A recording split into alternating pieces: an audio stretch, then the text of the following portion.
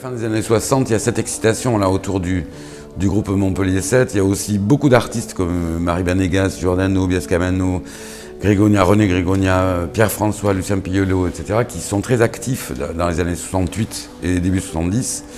Et surtout en 1961, il y a l'École des Beaux-Arts est reprise par Eliane Beaupimancier, qui est Grand Prix de Rome, etc., qui devient la directrice de l'École des Beaux-Arts et qui crée la première classe prépa en France.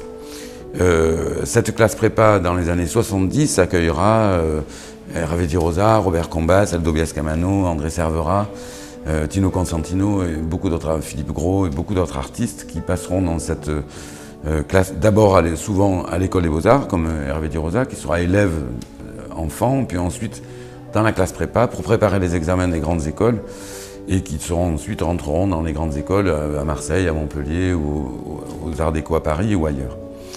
Et donc il y a une espèce d'émulation très très forte parce que le tandem Di Rosa et Combas sont embarqués dans cette aventure, la figuration libre qui est un terme qui a été donné par Ben Vautier lors d'une exposition qui s'appelait Finir en beauté en 1981.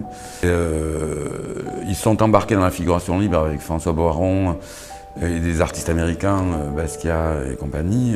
Mais ça crée une émulation très très forte à ce moment-là sur la peinture, la figuration et un renouveau très tonique en fait de cette activité artistique.